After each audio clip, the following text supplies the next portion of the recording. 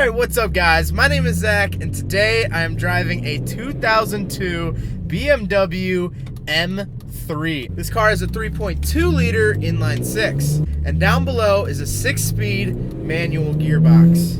And if you want to read more of my thoughts on the BMW M3, head on over to carmarshal.com/overdrive, where I'll be writing an article about the M3. Let's get back to that 3.2 liter inline six. It's a BMW straight six, which I love. I love BMW straight sixes, guys. And I've reviewed quite a few BMWs on the channel. Never an M3. I've driven an E36 M3, which I'll get into in a little bit. This is an E46. But I've never done a video of one, and let me tell you how excited I am to finally be doing one. But let me tell you guys, these cars pack quite the little punch here, and they sound amazing. That's my other favorite thing, is that these straight sixes sound so good. I mean, so good.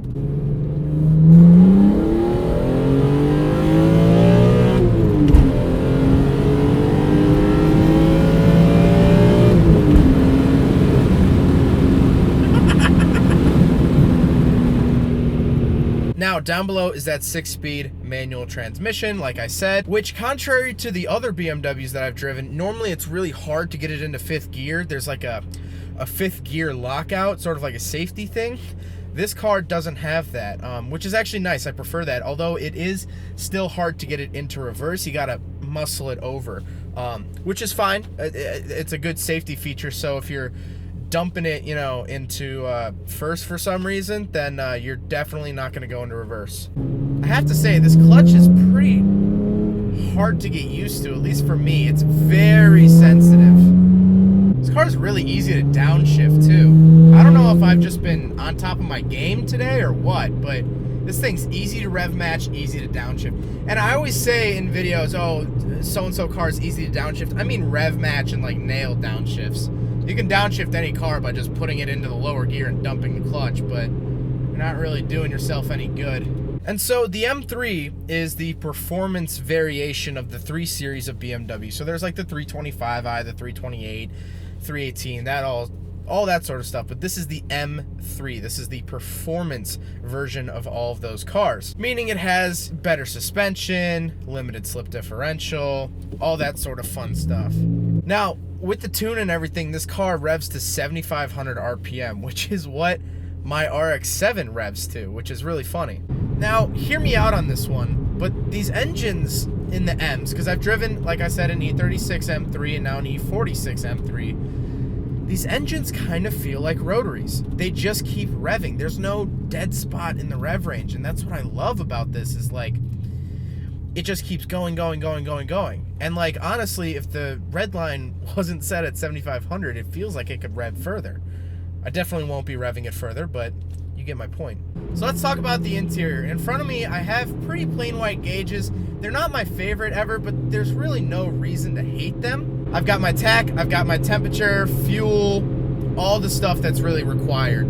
On the steering wheel, I have controls for the volume, cruise control, that sort of thing. To the right of me, I have the radio, which is in that standard BMW orange like everything else is. I have a little hideaway compartment. I have my sport button, which this car, for the tune, actually requires you to be in sport mode. And then you have the shifter, cup holder, handbrake, that sort of thing. Really, this interior isn't crazy, and I didn't really expect it to be. It's like every other BMW interior that I've ridden in. It is nice that on the gauges it says M. Kind of reminds you that you're driving something special rather than just a standard, you know, 330 CI or what have you. The interior does have a sunroof. You guys know I love sunroofs. And it is a 4-seater, but it's a 2-door, and really, you're not going to be using those 2 back seats. The seats in here are really nice and comfortable, and I've always liked that about BMWs. Going back to the 80s, they've always been comfortable. That's the thing about BMWs, is that they've always been the complete package. They've always been really well thought out, proper cars. There's never been a talking point of a BMW where I'm like, well, oh, this is great, but this isn't. They've always been very well thought out, very well engineered cars. And this M3 is no different. As a matter of fact, that's what I really like about the M3s, and I get this feeling when I drive the Hellcat Challenger, or I drove a GTR, or a track spec Hyundai Genesis, is that with the M3, the nicest thing is that you know that you're driving the best. This is the top of the line 3 Series BMW. There is no 3 Series from the factory that's better than this. There just isn't. They don't make one. This is the top dog. So if you see any other 3 Series, unless they're secretly packing a V12 under the hood from some weird freaky deaky project build, you're gonna keep up with them or most likely beat them if they're a non-M3 Series.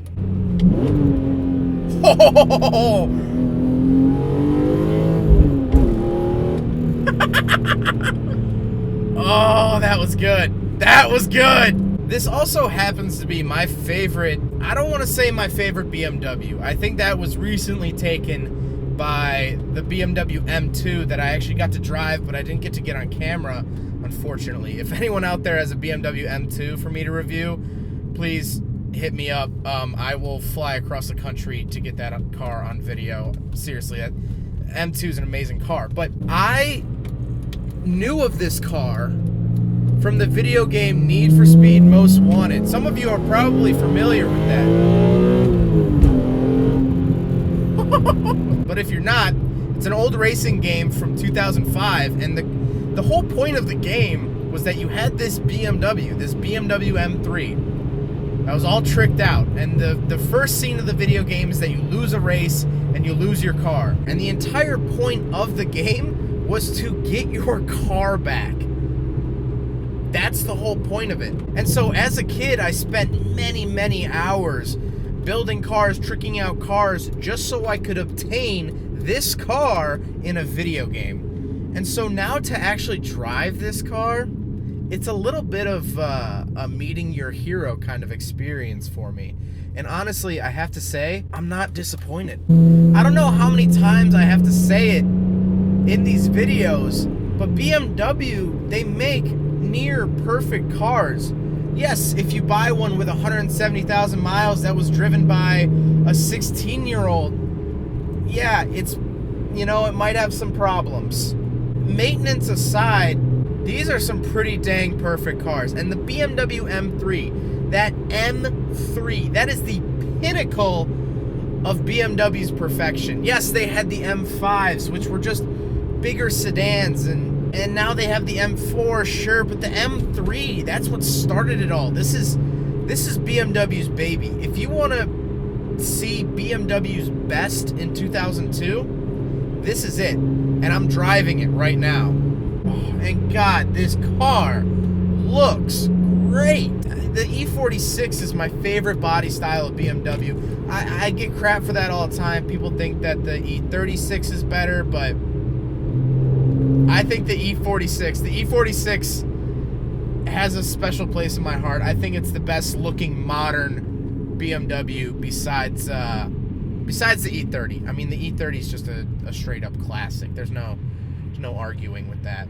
And so I believe this is my 9th BMW review. So after the video, if you guys would like to check it out, I will put a playlist of all my BMW reviews, so you can get kind of my thoughts on a bunch of different cars from BMW. And let me spoil it. I love them all. There's not a BMW that I didn't like. I even like the 318 Ti, which is a 1.9 liter 4-cylinder. Well, I hope you guys enjoyed the video. If you want to read more of my thoughts, head on over to carmarshal.com. But again, hope you guys enjoyed it. Don't forget to rate the video, comment on the video, and subscribe if you really liked it. Take care, guys.